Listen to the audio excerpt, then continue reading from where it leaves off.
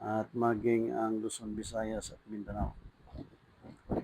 Silipin natin sa sulat ni Apostol Moises at binili ng Diyos kay Propeta Moises yung salitang that this is your ordinance forever. Ito po ay makikita sa Exodus chapter 12 verse 14. Exodus chapter 12 verse 14. At ang araw na ito'y magiging sa inyo'y isang alaala at inyong ipagdidiwang na pinakapista sa Panginoon sa buong panahon ng inyong lahi, ng inyong ipagdidiwang na pinakapista na bilang tuntunin magpakailanman. Yun. Yan bilang paglinaw doon sa talatang yon. Titingnan natin yung Exodus chapter 20 verse 8. Anim, alalahanin mo ang araw ng Sabat upang ipangirin. Yung itinuturo sa Biblia tungkol po sa Sabat na siyang ikapito. Ito po ay meron ng ipinakita doon sa Malakias chapter 4 verse 7. Malakias chapter 4 verse 7. Chapter 3 verse 7 ng Malakias. Mula ng mga karawan ng inyong mga magulang, kayo'y mga nagpakaligaw sa aking mga tuntunin, at hindi ninyo itinalima, manumbalik kayo sa akin, at ako'y manunumbalik sa inyo, sabi ng Panginoon ng mga hukbo, ngunit inyong sinasabi sa ano kami manunumbalik. Doon po sa malaking question na yan, sa ano kami manumbalik, subalit may binanggit sa Biblia na ang pagkaligaw natin sa mga tuntunin ay nagmula pa sa ating mga ninuno. So, ibig sabihin, kapag pinag-aaralan po ang Sabat, pagsunod sa araw, kung kailan ang ikapitong araw, ito ay hindi na may pagpatuloy at nasundan ng ating kapanahunan sapagkat mula pa sa ating mga ninuno ang pagkilala sa ikapitong araw na may araw na kinikilala sa ating panahon. Hindi natin basta-bastang matutok sapagkat ang una nating mga ninuno ay naligaw na sa mga tuntunin. So ang tanong, saan hinugot ang tuntunin ng Diyos? Ito po ay nagmula sa 10 utos. Kaya binanggit kanina na ang pagdiriwang ng Sabat or ikapitong araw ay gawin yung pinakabanal. So ang tanong, paano magiging pinakabanal ang Sabat sa Panginoon kung lahat tayo ay naligaw sa mga tuntunin ng Diyos at sa mga ordinances ng Panginoon? So ibig sabihin, ang pag-aaral sa salita ng Diyos, especially sa mga leaders, ay pinapasuri ng mabuti sapagkat merong sinabi si Propeta Moises that this is your ordinance forever. Pag sira ang ordinances, hindi masunod ang 7th day na magawang isang kabanalan, kundi kinikilala lang ang 7th day, ngunit hindi kinikilala ang kabanalan ng 7th day. Ibig sabihin, sa panahon natin, ipinakita po dyan sa scripture, nilinaw ni Apostol Pablo ang tungkol dyan sapagkat sa panahon natin that we have more than 10,000 religious in the whole universe. Ang specific lang na relihiyon na kilala sa bansang natin, mga 17, more or less, na isa sa mga pinapatungkulan ni Apostol Pablo, tulad ng sinabi niya, ipinangaral naming libre, tinanggap naming libre, pangaral naming libre. So yung mga talatang yon ay nililinaw sa ating panahon bilang naglilingkod sa Diyos ang lalim sa ating panahon sapagkat yun ay nasa ilalim ng ordinances ng Panginoon at kinakailangan na makalabas tayo sa pagkaalipin at pagkaligaw sa mga tuntunin ng ating mga ninuno. Kaya kinakailangan natin ang pangunguna ng banal na Espiritu ayon sa John chapter 15 verse 14 verse 26. Ang Espiritu ay kanyang susuguin upang magturo sa lahat ng bagay at magpaalala sa lahat ng bagay. So dito makikita natin kung sino ang pinalahanan ng banal na Espiritu at sino hindi. Sino ang alipin mula pa sa ating mga ninuno at sinong hindi. Sino ang nakasunod sa mga ordinances ng Diyos at sinong hindi. Makikita po natin mga kapatid. Ngayon, may sinabi din sa scripture na ang ating puso ay mayroong mga mata. Makikita natin, magitan ng spiritual eye, ang sumusunod sa mga ordinances ng Diyos at hindi. Kung sinong nagpatuloy sa pagpagligaw mula pa sa mga tuntunin, kaya tanong kanina, saan kami manumbalik? Ang buong daigdig po ay nagtanong, saan kami manumbalik? So tuloy natin yung verse 8. Malakas po. Chapter 3, verse 8. Malakias chapter 3, verse 8. Nanakawan baga ng tao ang Diyos? Ngayon may ninakawan ninyo ako. Ngunit inyong sinasabi, sa ano ka namin ninakawan? Sa mga ikasampung bahagi at sa mga handog. Tuloy. Kayo'y mga sumpa ng sumpa sapagat inyo akong ninakawan sa makatwid bagay nitong buong bansa. Yeah. That we have 197 nations. Ang nagnakaw buong bansa, buong mundo. Na ang tinutukoy ng pagnanakaw ng buong mundo ay sa ikasampung bahagi at mga handog. Ibig sabihin may nasundan tayo sa panahon natin mula sa ating mga ninuno kung paano sila magbigay ng ikasampung bahagi at maghandog sa Diyos. Na kapag mali ang paghahandog, kapag mali ang pagbibigay ng ikasampung bahagi, ang tawag nun pagnanakaw sa Diyos. Ngayon, ang utos na yan ay nasa ilalim ng ordinances ng Diyos. At ang ordinances ay hinubot po yan mula sa 10 utos sapagkat walang makasunod sa 10 utos, lahat nagkasala. Sabi ni Apostol Pablo, walang matuwid.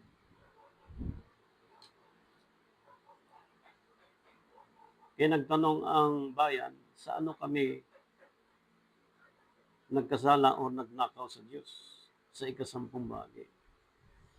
So dito po makikita natin, sapagkat yung pagnanakaw po ay hindi po yan pinakasentro ng tao na mag-commit siya ng pagkakasala, kundi ang pinakamalaking pagkakasala ng tao laban sa Diyos, yung siya ay nakagawa ng mga bagay na laban sa Diyos.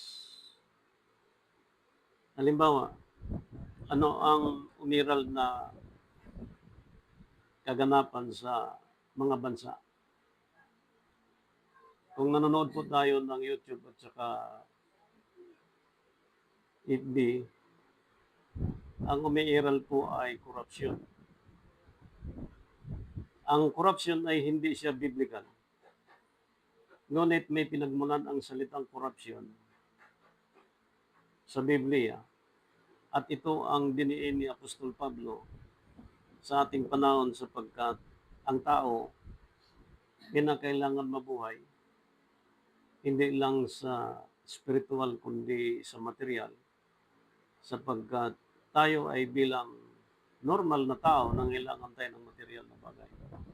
Ngunit pinakita po na kung alin dito ang pagkakasala mula pa sa ating mga ninuno ay ang paglabag nila sa mga ordinances ng Diyos. Ipinakita ngayon sa atin sa paliwanag ni Apostol Pablo at ito po kanyang sinulat sa taga-Korinto. Ito ay sinulat niya sa 2 Corinthians chapter 4, simulan natin sa verse 1. Kaya nga sa pagkakaroon namin ng ministeryong ito, ayon sa aming tinanggap na kaawaan, ay hindi kami nanghihina. Hmm. Number 2. Unang pinakita niya, yung salitang ito, therefore seeing we have this ministry, as we have received mercy, we faint not. Yung ministeryo na tinanggap nila sa Panginoon, na binanggit dito, aming tinanggap na kaawaan, ay hindi kami nangihina. Ayan na, sa mga naglilingkod sa Diyos, mga leaders, may mga tungkulin sa iba't ibang mga churches, ang pinabutan dito na kapag sino mang naglingkod sa Panginoon, kailanman hindi siya manghina. Ayan na, tingnan natin kung paano sila lumakas dito, no? Kung saan sila makita natin kung paano sila pinalakas ng Diyos. Okay, verse 2. Bagpos tinanggihan namin ang mga kahiyahiyang bagay na nangagtatago na hindi kami nagsisilakad sa katusuhan, ni nagsisigamit man na may daya ng mga salita ng Diyos, kundi sa pagpapahayag ng katotohanan ay pinagtatagumbilin ang aming sarili sa bawat budhi ng mga tao sa kaharapan ng Diyos. Yan. So dito po ay diniin ng ating Apostol Pablo ang tungkol po sa ministeryo na tinanggap niya mula sa Diyos. Na isa sa mga binanggit niya po, una, tinanggihan namin ang mga kahiyahiyang bagay na nangatatago. Na hindi kami nagsisilakad sa katusuhan.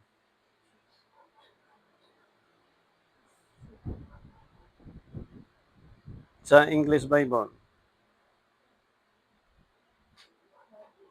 but have renounced the hidden things of dishonesty, not walking in craftiness, nor handling the word of God deceitfully, but by manifestation of the truth, commanding ourselves to every man's conscience in the sight of God.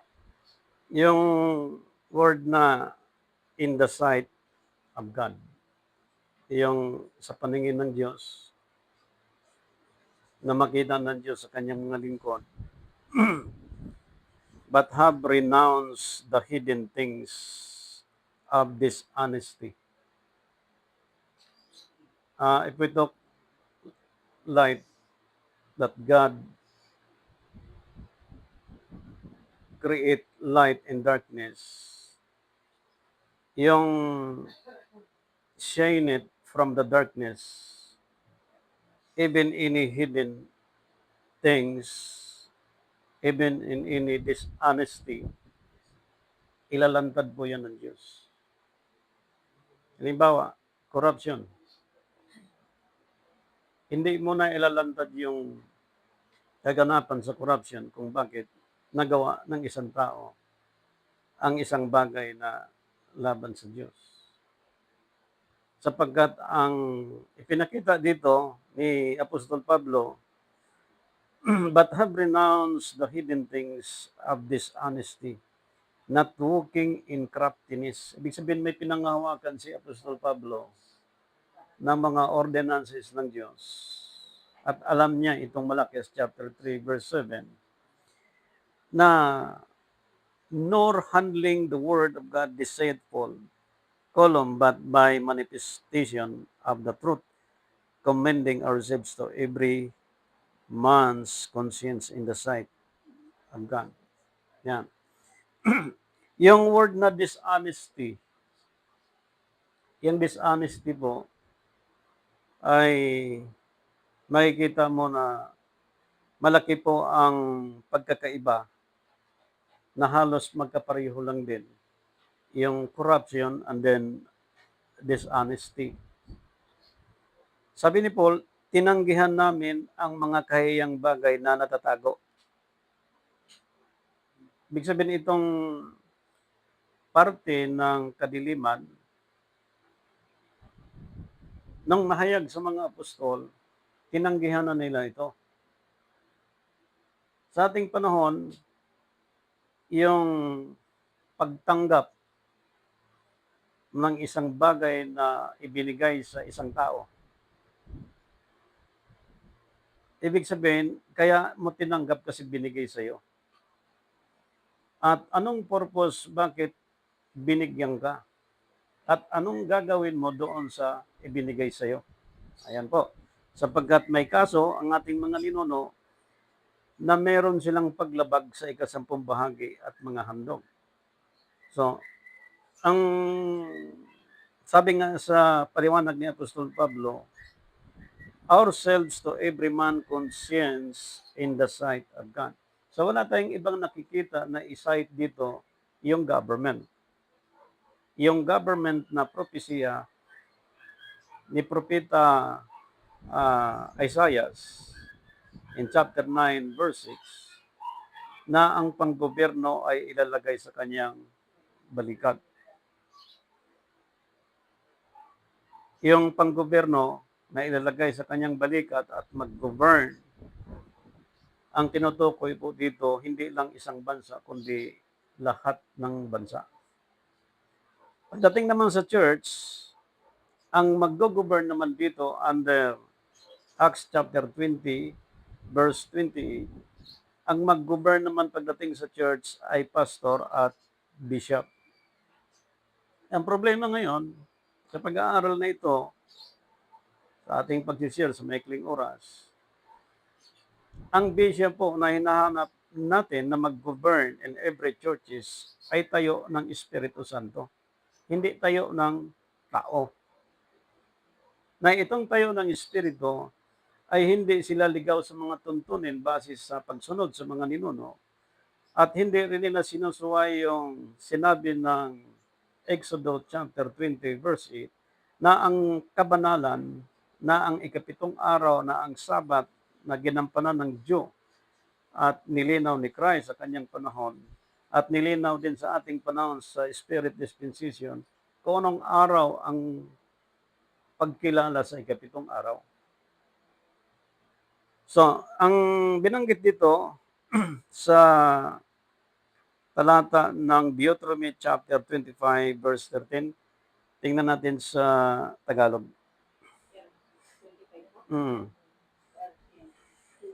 Chapter 25 verse 13. Huwag kang magkakaroon sa inyong supot ng iba't ibang panimbang, ng isang malaki at ng isang maliit. Chapter 25 verse 14. Huwag kang magkakaroon sa iyong bahay ng iba't ibang takalan, ng isang malaki at ng isang maliit. Tuloy.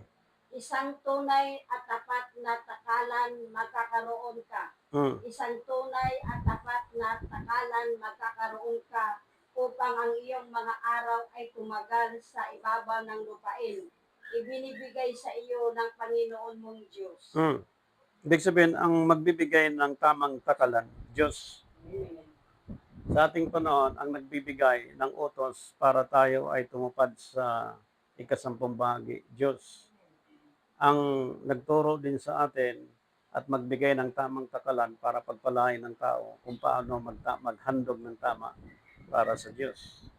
Ngayon, under Jesus Christ government, from Isaiah chapter 9 verse 6, ang na-discovery sa panahon ngayon, marami nang nagtuturo na tanggalin na ang pagbibigay ng ikasampung bahagi. Ang tanong, saan galing na ordinances na declaration na ang pagtitithes, ang pag-iika po, hindi na po inuutos ng Biblia. From Genesis to Revelation, wala na pong inuutos dyan. Sapagkat ang ordinances mula sa Diyos through Jesus Christ, ibinigay po yung ordinances ng Diyos kay Moises that this is your ordinance forever. Paglabas nila sa Ehipto, binigay ng Diyos kay Moises yung ikasampung bahagi at pinaalala kay Moises na ito ay magpakailanman yung ordinances sapagkat ang 10 utos hindi masunod ng tao.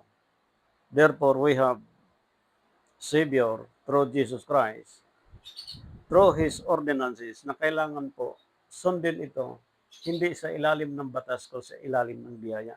Kaya pagdating kay Paul, nilinaw niya ang talata tungkol po sa pagbibigay. Ang sabi niya sa 2 Corinthians chapter 9, verse 6, Datapwat sinasabi ko, ang nag-aasik ng bahagya ay mag-aani naman ng bahagya na. bahagya na. At ang nag-aasik na sagana ay mag-aani naman sagana. Kapag nag-hasik ng bahagya, Bahagya. bahagya din ang anin. Kapag nag-hasik ng sagana, ibig sabihin, pag binigyan ka ng takal ng Diyos, yung takal ng Diyos ang susundin. Kapag ginawa mo yon, tuloy mong talata. 7. Magbigay ang bawat isa ayon sa ipinasya ng kanyang puso. Bakit po? Sapagkat sabi ni Paul, we are not under the law. Sapagkat ang tithes sa Old Testament under the law. Sa panahon natin, we are not under the law. Ngunit, if you are under in Christ, under by His ordinances, we need to follow on that ordinances through Jesus Christ, not by law. Yan na, not by law. Tuloy mo. Kapag magbigay ang bawat isa ayon sa ipinasya ng kanyang puso. puso. Huwag mabigat sa loob. Mm. O dahil sa kailangan, sapagkat iniibig ng Diyos ang nagbibigay na masaya. Ngayon, kung bibilangin mo ang time, kung kailan pinutol ng ating mga ninuno ang pagtatapat sa Diyos, magmula noon, doon nagsimula ang pagnakaw ng ating mga ninuno sa Diyos. Ngayon, ang bansa, nasundan po ang pagnanakaw na yan. Kaya lahat ng bansa ngayon, sisinagan na sila ng Diyos mula sa dilim na yan. Sabi ni Paul, ipinakita niya ang example po sa kanyang paliwanag kanila, but have renounced the hidden things of dishonesty.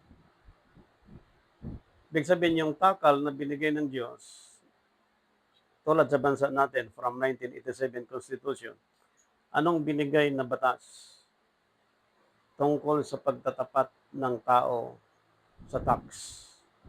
Anong binigay na batas tungkol sa pagsunod ng tao sa peace and order?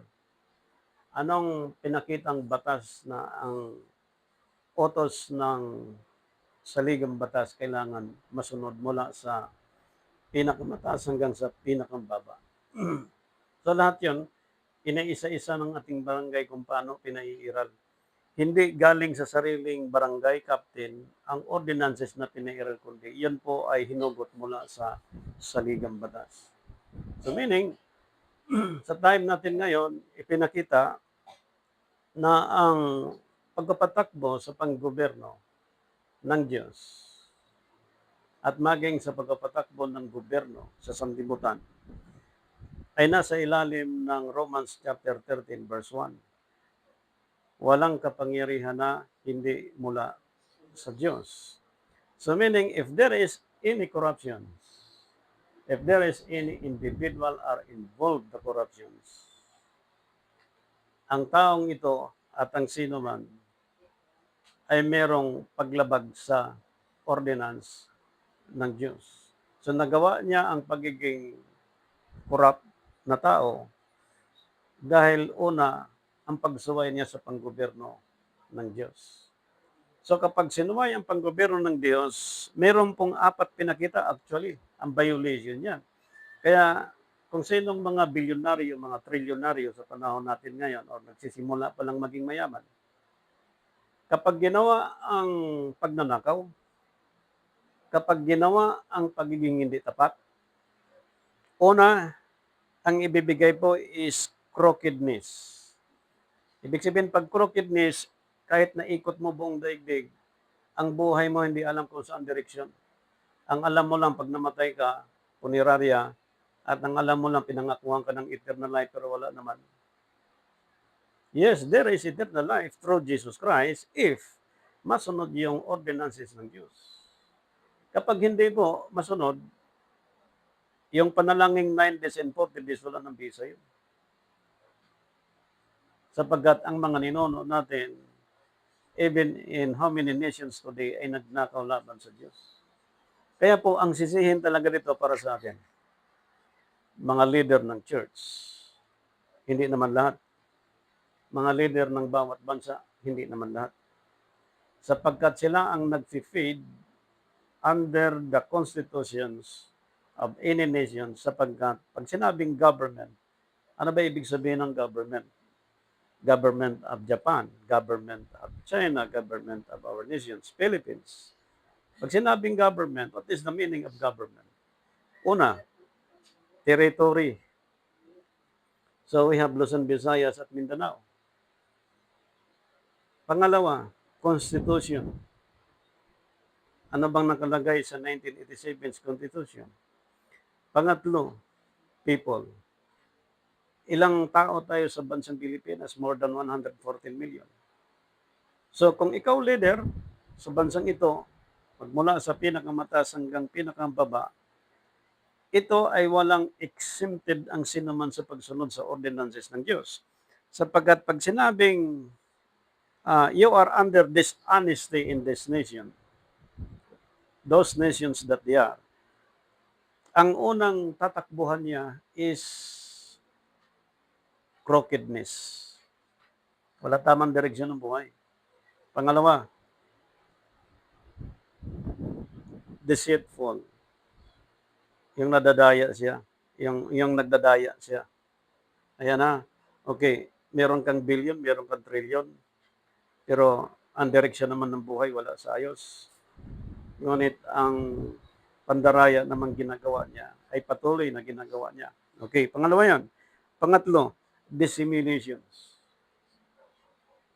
Ano ba yung dissimulations? Ang dissimulations ay pagtatago, paglilihim sa isang bagay na hindi dapat malaman, di umano.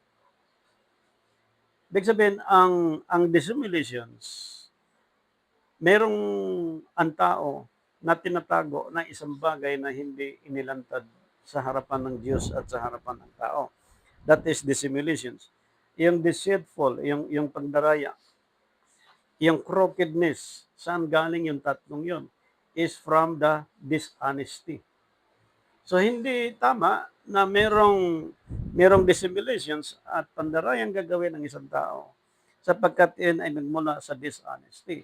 So meron pa, pang-apat, yung theft forbidden, pagnanakaw. Ang tao, kaya natutong magnakaw, mag-hold up, robbery, sapagkat siya ay nasa ilalim ng dishonesty. Na ang dishonesty hindi mula sa mga apostol. Bago tayo pinanganak, ang dami ng mga pastor at bishop na lumabas. Bakit hindi na disiplina ang tao hanggang sa panahon natin? Disin sana, hindi lang ang presidente nagbaba tungkol sa bawal ng mga bagay na di dapat gawin ng tao, kundi mismo ang community ay mag-i-enforce mula doon sa itinakda ng batas na pinairal ng isang bansa, especially yung bansa po natin. Now, kapag ginawa nila yon bago tayo pinanganak, malamang ang corruption, ang pagnanakaw ay maibsan sa ating panahon na pairalin yan. At the same time, ang church, pairalin din ang bawat leader, ng bawat followers. Kung anong itinakda ng Biblia sapagkat ipinakita po dito na yung pang-apat is theft and forbidden, yung panglima po ay pinakita is bribery. Ang bribery po ay isa sa mga panganib na gawa ng isang tao, para sa isang tao. Bakit mo siya bibigyan ng 2 billion? Anong purpose? Hindi naman masama tatanggipin mo yung 2 billion mula sa nagbigay sa'yo. Ngunit kung anong purpose nung nagbigay at tinanggap mo na yung purpose na yun ay paglabag na doon sa itinakda ng ordinances ng Diyos, yan ang masama. Na kapag sinunod ng isang tao, ang kondisyon doon sa 2 billion na ibibigay sa isang tao. Pero kung binigyan ka ng 5 billion, 10 billion, na yung binigay sa'yo walang kondisyon, kung meron mang kondisyon, hindi ka susunod. Hindi masama na tanggapin mo yung perang yun.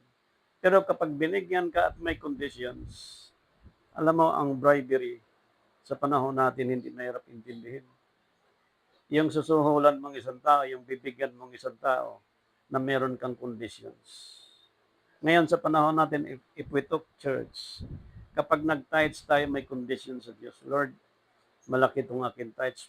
Pagpapalain mo kaya ako dito. Lord, itong tithes kung ibibigay, pambili ko sana ng ano to, pero pasensya ka na, ito lang muna ng 1/4 ibigay ko sa iyo.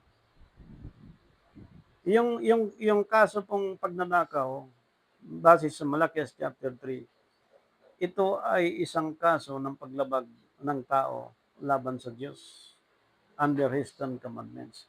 So, ang ordinances, solution siya di umano through Jesus Christ na ito'y inutos ng Diyos kay Propeta Moses that this is your ordinance forever. Ang ordinances, hindi po siya ma-enforce kung walang government na nasa likod nito. Spiritually speaking, ang panggoberno ng Diyos through Jesus Christ, in the name of Jesus Christ, siya po ang mag-realign sa lahat ng churches ngayon kung sinong sumunod at sinong hindi. Sapagkat ang word na dishonesty, pinakita ni Apostol Pablo, but have renounced the hidden things of dishonesty. Yan na. Yung word na dishonesty, ang sabi niya, but have renounced the hidden things of dishonesty. So, pag binalikan natin ang aral sa 10%, Hebrew chapter 7, nung galing si Abraham sa isang labanan, lahat ng samsam niya, sinalubong siya ni Melchizedek. Yung 10% nun ay binigay niya kay Melchizedek. Yan na. Si Melchizedek, sino si Melchizedek? Si Melchizedek ay priest. Si Melchizedek ay katulad ni Jesus Christ. Si Jesus Christ as the head of the church, ang head of the church, physically, yan po ang tatanggap ng 10%. Tanong, para saan ang 90%? Sa congregation.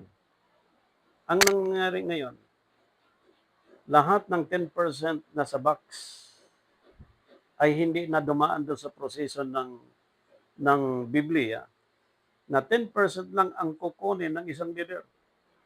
Yung 90% ay sa congregation. Ngayon, hindi po nangyayari. Ibig sabihin, ang corruption nasa loob ng church. Lalo na hindi inuturo ang tungkol po sa ika-10 bahagi.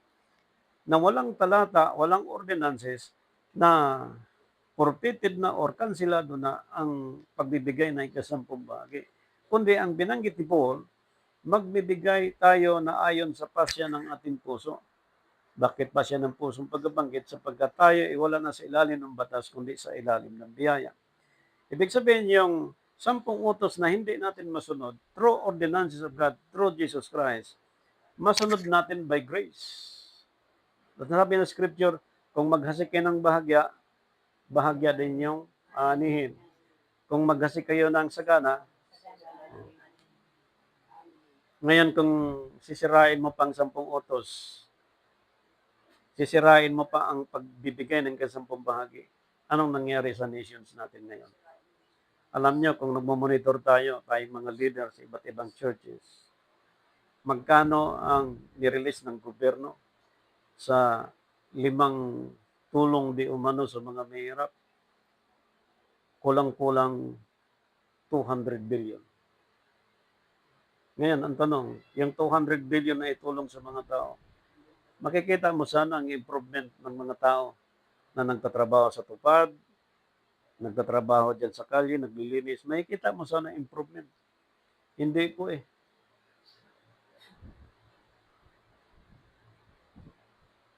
'Pag tinanong mo, may mga listahan ba ang mga tao na kasama diyan sa ayuda ng gobyerno? Meron. Ilan 'yan? 4,000 katao.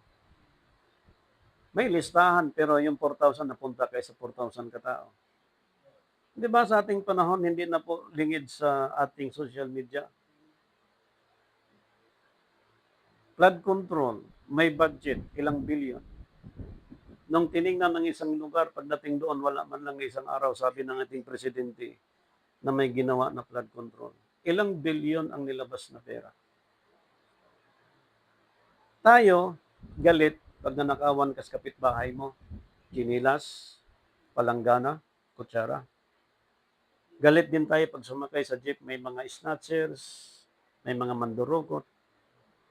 At kalimitang naalaman natin ganon at mga bank robbery. Pero ngayon po, buong bansang Pilipinas, ninakawan mismo ng mga nakaupo sa gobyerno. Ngayon, what more pa tayo? Spiritual, in favor of spiritual, mga pastors, mga leaders, ibang mga churches. Anong klaseng pagnanakaw ang ginagawa? Pagkasal, may binyag. Pag may patay, may bayad. Mga J90s, magkanong bayad sa amin? 1.5.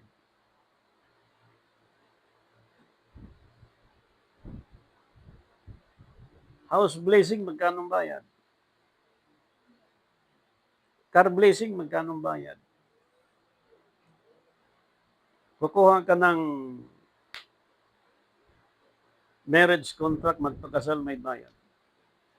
Sabi ni Paul, tinanggap naming libre, ibahagi naming libre. Saan kang church makikita ngayon na may ganong collection? Ayoko na magbanggit ng mga churches kung saan yan. Kaya na nakakaalam nun. Anong churches yun? Kaya sabi ni Paul, but have renounced the hidden things of dishonesty, not walking in craftiness, nor handling the word of God deceitfully. Ginamit yung salita ng Diyos sa pangangaral, sa pagtuturo, for personal intention. And that is corruption. So kung titingnan mo, ano ba talagang pattern natin? Sabi ni Paul, sabi ng mga apostol, ang hiwalay sa turo ng Mintakwil, tingnan mo. Ano bang tinuro ni Pedro, ni Lucas, hanggang kay Apostol Pablo? Nagtayo ba yan ng condominium para ipakita na sila talaga ay mayaman?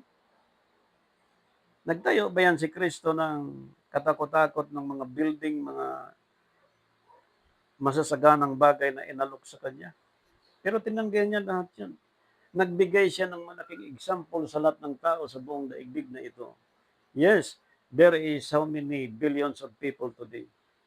Ang pinakita ni Kristo na example, maintain the ordinances of God. Sapagkat, whether you like it or not, ang tao talaga babalik sa alikabok. At ang habol ng mga tao ngayon, magkaroon ng legacy.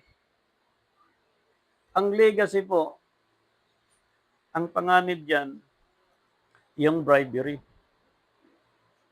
Sapagkat doon sa bribery, pag binigyan ka ng 10 billion, at yung ibigay sa iyo may condition, at yung condition ay susundin ng isang tao, pagsira yon sa ordinances of God. Yes, hawak mo ang kalahati ng bansang Pilipinas nito. Sabi ng Scripture, makamtan mo lahat ng yaman sa daigdig na ito. Mapahapak naman ang iyong kaluluwa sa impyerno. Ang impyerno hindi kayang bayaran ng trillions, millions of money. Lahat ng bilyonaryo at mayayaman ngayon na nakalista na pinakamayaman sa buong daigdig ay warning you. Magsisimula na ang Diyos para ilantad lahat ito. Although may mga mayors, may mga congressman, may mga senador na nagsabi ng katotohanan, I hope walang kapalit yun. Tiyakin niyo po ang inyong pagtatanggol sa bansang ito. Dahil kung ang inyong pagtatanggol ay merong kapalit, kawawa kayong bandang huli. At kayo naman gumagawa ng laban sa ordinances ng Diyos na nilantad ngayon ng Diyos, ang mga lihim na ginagawa ng sino mang politiko sa panahon natin ngayon. Huwag kayong magalit sa mga taong naglantad like us, sapagkat katulad ni Paul, but have renounced the hidden things of dishonesty. Ngayon, kung hindi mo ginawa, hindi ka sana malantad. Ginawa mo, kaya lantad ka ng Diyos. At yun ay hindi pa judgment ng Diyos sa iyo, kundi is a part of discipleship na kailangan i-repent mo, pagsisihan mo, mag-isip ka minsan. Ngayon, kung nawalan ka ng maraming kayaman, alang-alang lang sa ma-preserve ang iyong dignidad bilang isang tao, bilang isang kilalang tao, magpasalamat ka lang sa Diyos. Kaysa pagdating ng panahon na ang kaluluwa mong punta sa impyerno. But have renounced the hidden things of dishonesty, not walking in craftiness. Kaya ang yaman, makamtan man lahat. Kung mapahamak ang kaluluwa sa impyerno, wala din. Kaya mag-isip tayo mga bilyonaryo. Hindi masamang yumaman. Hindi masamang sumaganang buhay. Walang aral na gano'n. Ang masama doon, kung hindi masunod ang ordinances ng Diyos, tiyak yan, papasok yung crookedness, deceitful, dissimulations, theft, forbidden, at saka bribery. So, ang dulo noon, walang prosperity. Kasi po, ang prosperity pinag-uusapan kapag ang isang tao naglilingkod sa Diyos at sumunod doon sa mga ordinances ng Diyos. Yan ay kayamanan na po para sa kanila yon. Pero kung nagkamit ang tao ng silver and gold, hindi naman niya nasunod ang ordinances ng Diyos. Hindi pa rin maturing siya ng Biblia na pinakamayaman. Dahil binigyan ng example ng Biblia, sino? Si David. Sabi ng scripture, itatayo ang kaharian ni David na bumagsak. Sinong magtayo? Si Jesus Christ. So bakit bumagsak? Ang daming ginto ni David. Okay, minana ni Solomon. Bakit hindi pa rin talaga dapat saluduhan si Solomon? Dahil si Solomon, kahit nagkaroon siya ng mga 300 princes, hindi pa rin glory para sa kanya. Siya mismo nagsabi, the whole duty of man is to serve the Lord. Ibig sabihin, itong mga bilyonaryo na lumabas, like Nabucodonosor, Herodes, Pilato, David, Solomon, hindi binigyan ng parangal sa Biblia. Sapagkat sabi ng Biblia, ni si Solomon hindi nagdanas ng ganitong kagalakan tulad sa panahon natin ngayon. Dahil sila nakasandal sa kayamanan, tayo ngayon nakasandal sa pangako ng Diyos. So, ano ibig sabihin dito sa pinag-aralan natin? Okay. Dito binanggit kanina sa unang binasa ng ating kapatid tungkol po sa takalan. Okay? Pag sinabing galing sa Diyos, utos, ordinances, pag sinabing galing sa Diyos, yun ang talagang susundin. Hindi ka pwedeng gumawa ng takalan na sarili sa'yo. Halimbawa, pag-aralan yung batas. Kailan ba natigil ang batas? Nang dumating si Kristo. Pagdating ni Kristo, pumasok yung biyaya. Pagpasok ng biyaya, kasabay yung ordinances. Pagpasok ng ordinances, hindi na mahirap sundin kasi bukal na sa kalooban ng pagsunod eh. So hindi ka maituring na dishonest person o believers in God through Jesus Christ. Kapag yung takalan ng Diyos ang susundin natin. Kaya, okay. Pangalawa, Proverbs chapter 11 verse 1. Proverbs chapter 11 verse 1.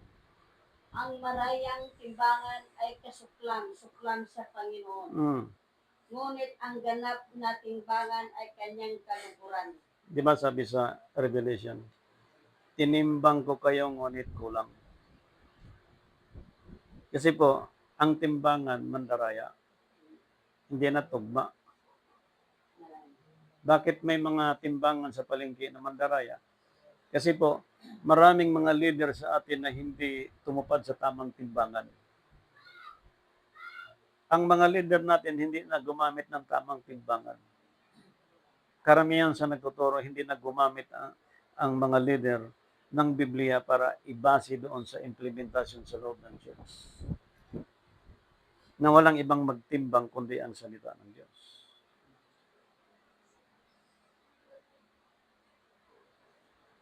Anong ginamit mga timbang ng bandaraya? So, saan pa nakuha yan? Mula pa sa ating mga ninuno. Mga tuntunin na sila ng pangligaw sa mga tuntunin laban sa Diyos. Proverbs chapter 20 verse 10. 20 verse 10. Chapter 20 verse 10.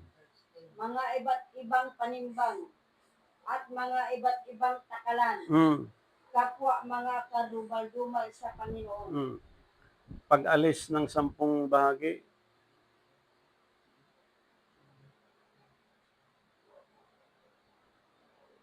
sa di pagsunod sa mga tuntunin ng Diyos, pag-declare ng birth ni Jesus Christ na December 25, pagdiriwang ng Passover na hindi na first month of the year, pag-declare ng first month of the year na hindi ayon sa Scripture, wala nang pagdiriwang sa Feast of Tabernacle, sa pagdiriwang ng Feast of Pentecostes, maging sa Passover, na ang Passover halos na sa laula na ang selebrasyon. Maging mga baptism, wala na po sa tamang edad ang pagbaptize. Mga iba't ibang takalan, ang tawag ng Diyos ay karumalduman. Sabi ni Paul, malinaw eh. Yung, alam mo, it is a kind of confusion kapag hindi ka nag-aaral. Nakikita mo eh. Pinakita niya dito, not walking in craftiness, nor handling the word of God deceitful, but by manifestation, the truth, commending ourselves to every man conscience in the sight of God. Yung ginamit nila yung word of God, ginamit nilang pandaraya sa tao, na magamit nila ang corruption, magamit nila ang pagnanakaw, ang pagdaya sa tao, ang pagdaya sa pagtuturo, ginamit nila ang word of God. Ginamit nila ang salita ng Diyos. Tayo, kumbaga, ang bansa natin, kumbaga sa isda, 3 beses tayo tinamaan ng bomba. Ang isda kapag tinamaan ng dinamita, ang tawag sa atin bungaw. Yung iba naduduro kung talagang eksakto ka mismo tinamaan. Kailan yun? Una, Spanish time. Pangalawa, Japanese time. Pangatlo, American time. O, pagpasok ngayon sa time natin, ini-introduce ang Christianity, medyo may familiar na tayo. Pero habang ini-introduce, makikita mo, ano ba talagang dapat nating paglingkuran? Ano ba dapat natin sundin? Spanish time, lumabas si Rizal. Ano bang pinangaral ni Rizal? Oh. Dalawang sinabi niya, yung no limit ang hiri at saka yung isa. Pero yun, laban yun sa mechanism ng 21st century. Kaya pala pinatay siya. Siguro kung mali ako sa information, medyo nag-close na sa isip ko na kaya pala talaga diniklara siya na kailangan patayin. Kasi po, lahat noon na kumakalaban ka sa doktrina ng 15th-21st century as early, talagang millions of people pinapatay nila. Kaya sa time natin, itong tapang natin ngayon, actually, hindi na ito atin, kundi mula na ito sa Diyos. Sapagkat hindi mo masasabi ngayon sa panahon natin, ang tungkol dito, yung pagbubunyag ng Diyos magitan sa sulat niya sa time natin, na ginagamit ang salita ng Diyos like Jesus Christ is our Savior. Jesus Christ is our Redeemer. Jesus Christ is our God Almighty. Jesus Christ is the Son of Mary. Pati si Mary, pati si Joseph, pati lahat ng santo ngayon. Lahat ginamit ngayon para lang ah, doon sa corruption na gagawin po ng mga ito. Hindi ako disagree doon sa mga 10 years, 12 years na nag-aaral. Sapagkat may pari din sa Biblia na itinakda ng Diyos. Ngunit ang pari natin sa panahon ngayon, ano kaya ang doktrinang pinaiiral ngayon sa panahon natin? Yan ba ay doktrina din na hindi nasunod ang ating mga ninuno o sinundan ngayon sa ating panahon ang turo ng ating mga ninuno at nasundan at itinuro sa ating panahon?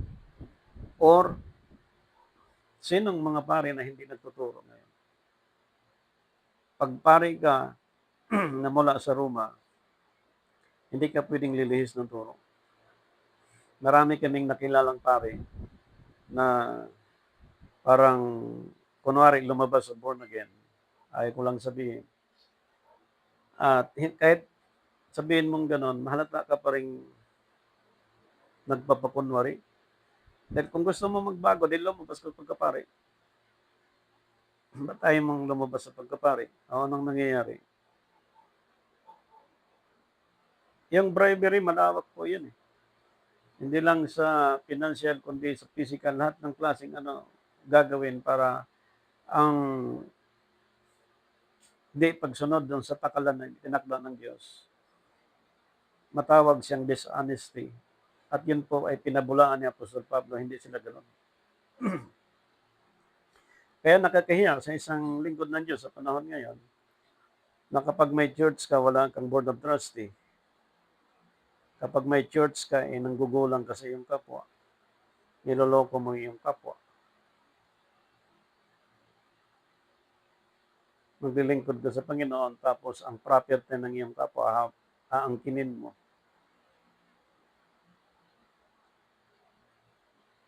Anong klaseng lingkod ng Diyos? Sabi ni Paul, hindi kami ganoon. Maraming pastor ginagamit ang salita ng Diyos para lokohin ang kapwa-tao. At kawawa yung mga mahihirap na walang pinag-aralan, pinaikot-ikot ng mga ito. At bakit ko nasabi yan? Marami akong natuklasan sa ministeryo ko.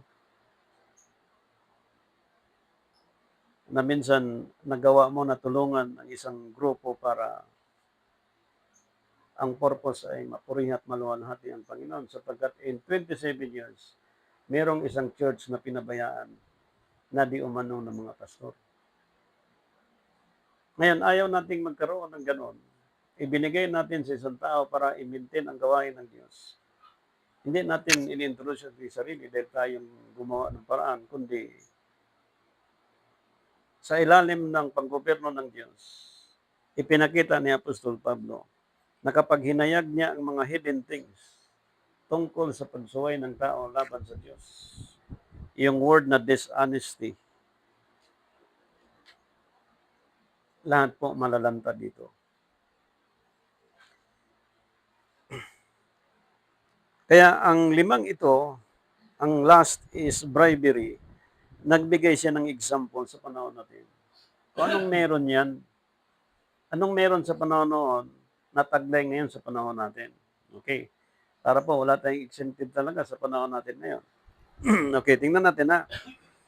Ito ay nagmula pa sa Genesis chapter 21 verse 25. Genesis chapter 21 verse 25. At pinagwikaan ni Abraham si Abimelech dahil sa isang balon ng tubig na marahas na inalis sa kanya ng mga bataan ni Abimelech. Tuloy. At sinabi ni Abimelech, I want kung sinong gumawa ng bagay na ito, na di mo naman sinabi sa akin, at hindi ko naman nabalitaan kundi ngayon. Bantayan niyo ha. Tuloy. At kumuha si Abraham ng mga tupa at mga baka at ibinigay kay Abimelech at gumawa silang dalawa ng isang tipan. Tiyan mo, tuloy. At ibinukod ni Abraham ang 7 korderong babae na sakawan. Mm. At sinabi ni Abimelech kay Abraham, anong kahulugan nitong 7 korderong babae na inyong ibinukod? Mm. At kanyang sinabi, itong 7 korderong babae ay isang kukunin sa aking kamay upang sa akin ay maging patutuo na hinukay ko ang balong ito. Isipin nyo, yung balon, pinag-uusapan. Pero, hindi nakipagkasundo si Abimelech hanggat hindi nagbigay si Abraham. Hindi masama, natanggapin ni Melchizedek ni Abimelech yung bigay ni Abraham. At lalong hindi masama kung sumunod si Abimelech sa kasunduan ni Abraham. Ang masama doon kung tinanggap ni Abimelech yung bigay na yon at hindi sumunod si Abimelech doon sa usapan,